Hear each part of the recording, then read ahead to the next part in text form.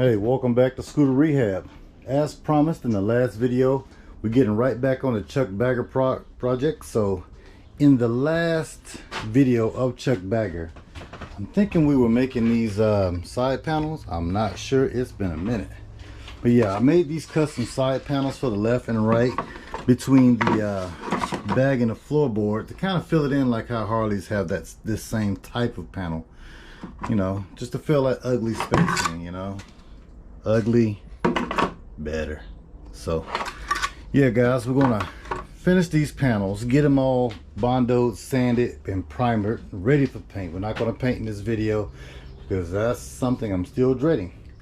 But anyway, what I want to do is go ahead and make our custom front fender. Now I had another fender, which I think is right here, that I was going to you know, trying to make work. I mean, it's not a bad idea for a fender, but I want something to look a little cooler than that. You know, it's kind of like, you know, it's not even really noticeable. So I want a noticeable standout fender like a Harley Bagger, you know. Since it's Chuck Bagger, it's got to be cool as it can be. So all right guys, let's go ahead and get to working on the side panel. Since this one is pretty much done, it's been sanded, I'm gonna hit it again and lay out a thin layer of Bondo on it so it can get to drying. And then let's go ahead and grab our fiberglass mat, which I think is here or here. Now I have this mat here. Now I used the woven mat for this one and I really don't like how it went on, so I think I might just take this mat here, which is just strands of fiberglass, you know, kind of laid out into a mat, not actually woven. Might just try this one on here and see how it turns out.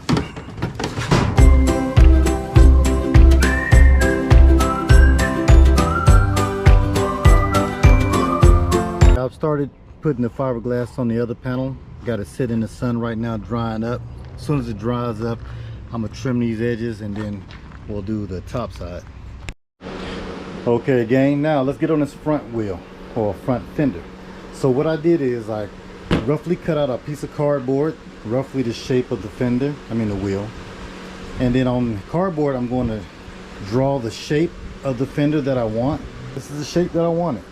You know, something like a Road King, classic Harley Bagger, you know, just a stock traditional looking like fender. Kind of half covers that wheel. Now this is just a rough cutout on the side panel. You see my circle ain't really a circle all the way around, so I'm gonna run the Lowe's real quick and I'm gonna get a piece of paneling, something hard and stiff that I can cut this out of and perfect my radius here. Let's drop it in the comment. Tell me what you think about this shape. Okay gang, I went ahead and used my cardboard template to cut this side panel out now for the mold. This is a mold. I want to be able to make more of these. I got it taped up here right now and I'm going to go ahead and cut this fender off at a different angle. I don't like that tip and it's interfering with the rotor on the other side. It just sticks out way too far, you know, so it is what it is. We got to make adjustments. But yeah guys, so I'm gonna come back out here in the morning because right now it is pitch black dark. It's about 10 o'clock and I don't want to run any power tools and disturb any neighbors. Alright gang, it's the next morning. Still a little too early to be making noise out here, so we're gonna be a little quiet and do some quiet work, like taping this fender to where I want to make the new cut. So let me unplug you guys from the wall. There you go. Alright, this is our old angle and this is where I want to cut it, you know what I'm saying? So I don't know, can you visualize just right there? I think that's a whole lot better, you know. That peak was just a little out there, a little outrageous, but it's okay.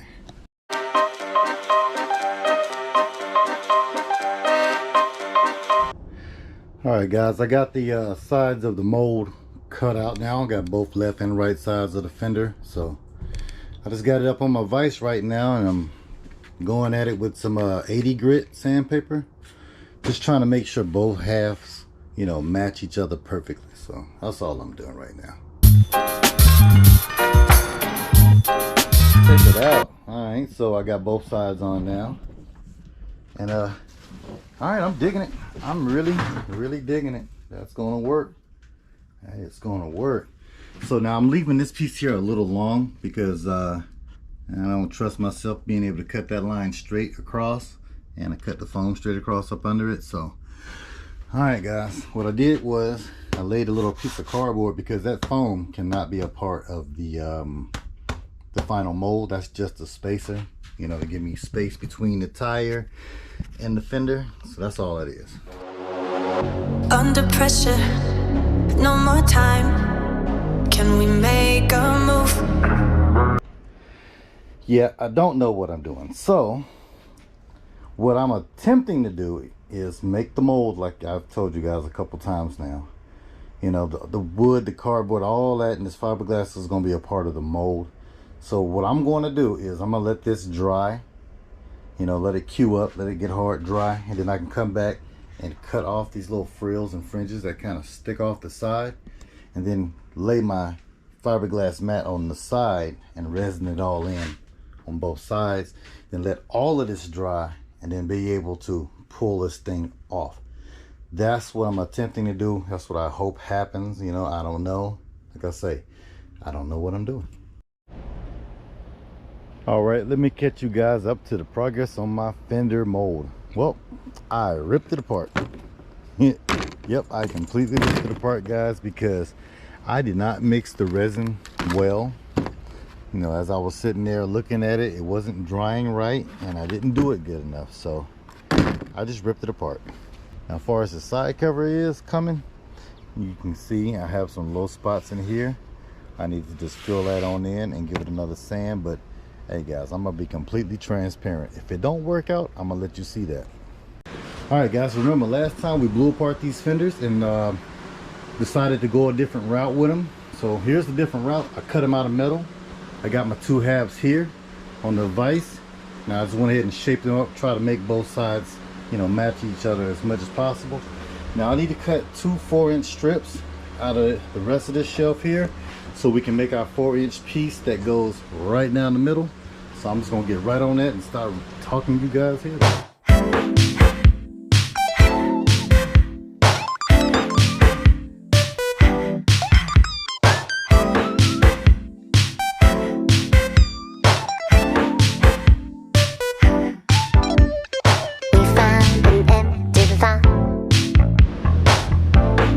Alright guys, got it tacked together and it's there.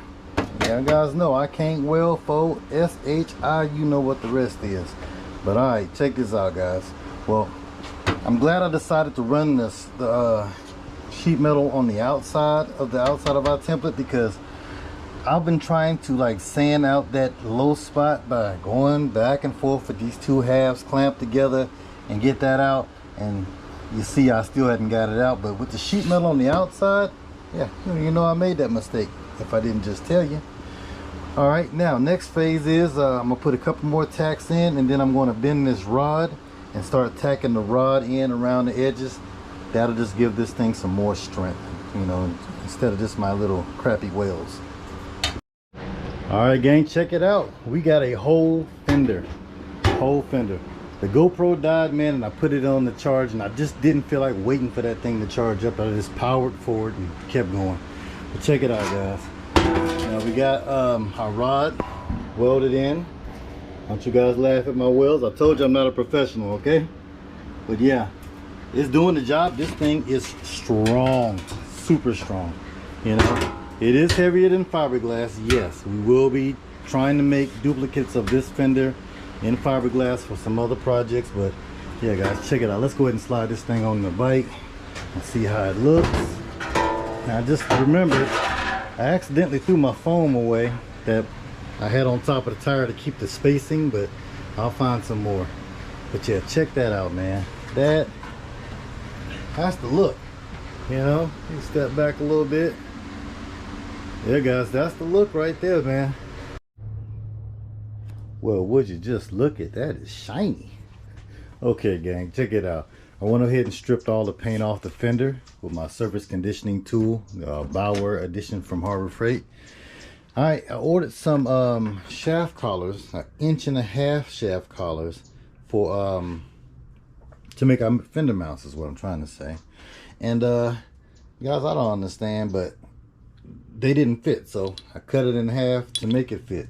You can see I got one in here being held up with a hose clamp, and right there on this end and that end is where I cut it. So well, now it's going to work because we're going to make it work. All right, I got one done over here. It's not pretty, but I'll just go ahead and fill in some of these scratches with some body filler a little later when we start to paint the bike or finish that side panel that's over there. But you can see the size difference. So yeah, this is kind of what I needed and this is what I bought, but hey, we make do with what we got, right? Well, I couldn't find any more of that foam. I looked all over the place, man. I did find like one little piece, but wasn't enough. So guys, what I decided to do, the same board that we made the template for the fender out of, I just cut 3 little squares and stacked them on both sides, the wheel in the front, in the back here, and on the other side right there, and kind of got the wheel lined up. You can see my center line mark straight down the middle of my tire, so it's pretty good. All right guys, so I just decided to go to Lowe's real quick and just pick up a piece of angle iron. You know, this is 1/8 by 3/4, 3 foot, and check this out. This is like it was made for it, guys. It fits right in there perfectly, and it perfectly centers my fender. I mean, I'm over here with rulers and you know, angle irons, and I'm doing all this math. My head hurts, and look at that. That's all I had to go get was this. All right, gang, got my brackets all cut up. I spared you guys time lapse this time, so I got 2 holes drilled in there. I'm thinking I might need to do 2 more. I mean, and again, maybe not, but yeah, it looked pretty good to me. I didn't just want to do some straight angle iron, so put these things apart. I put the little slash cuts on them. I don't know, tell me what you think. I think they look pretty good. So let's slide one in on that side just to see what it looks like. Man, that's crazy. It fit perfectly in there before we cut it. All right. Maybe I bumped the fender a little bit when I was doing that. All right, let me tune you guys out for a second so I can get these lined up, then I'll tune you right back in. All right, I got them sitting in there, and I don't think that's going to look too bad, because once everything is all painted up, you know, I think it's going to look a whole lot better. Not bad, not bad. You know, I overcomplicated this whole process. I could have been right here at this point a long time ago. I actually could have been at this point a long time ago if I had ordered the right shaft collars, but it is what it be.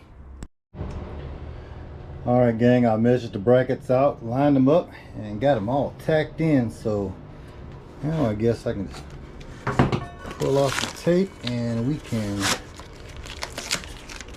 make our mount holes right there and on the other side, and go ahead and drill for our nut rivets.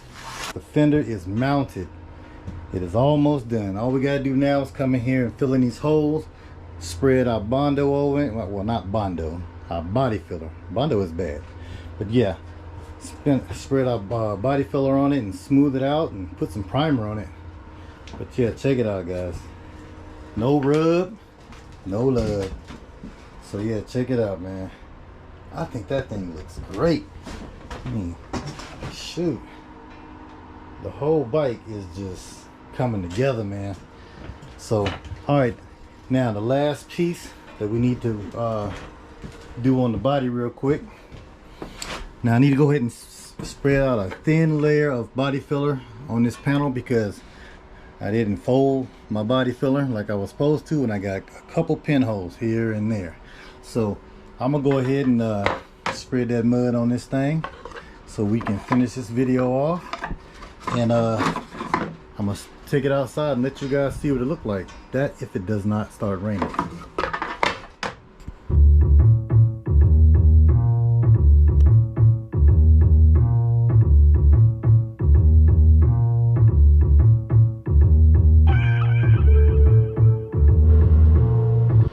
All right, all the holes are filled, and I guess it's just time to put some body filler on this thing and spend the rest of my day sanding. All right, guys, have I told you guys that I do not like spreading body filler? Don't like it at all. Yeah, but it's all good, man. I'm just gonna let this cue for a second, and then we're gonna sand it down, and probably gotta do another layer or two, but it is what it is. Now, who would have thought I could have went from a piece of metal shelving that was going to be scrapped here soon to making my own custom fender, man. All right, guys, the fender is like 98% done. I still got a little bit of body work to do. Probably spread some glazing putty on it and give it a couple wet sands, but I mean, man, look at it. That thing is nice. Now, it's not mounted right. I just kind of hung it up here and snugged the bolts up because I can't even get my finger in right there, but you know we have the room. We had it before. I just need to adjust the mounts, but yeah, guys, check that out, man. All the holes filled in, everything looking real nice. And our side panel on this side is now, you know, sort of mounted. I got one mount, well, one bolt in there. I need to put one more about right here, and I'm gonna run another mount from here to here on the top. And I'm not sure, I don't know if I actually really need to run one here, but I might just do it anyway. And you already know the other side was already put on. Get this light out the way. I just gotta wet sand it, you know. I was focused on finishing that fender in this video, but yeah, guys, check it out, man. Chuck Bagger is coming together. I got Chuck Bagger off the stand. Guys, I can't end the video without doing a little ride, you know, a little shakedown, make sure nothing's vibrating, moving, or acting funny. Gotta make sure that wheel really clearancing on the inside, has good clearance. So all right, guys, I'm all strapped up, and let's go take a ride.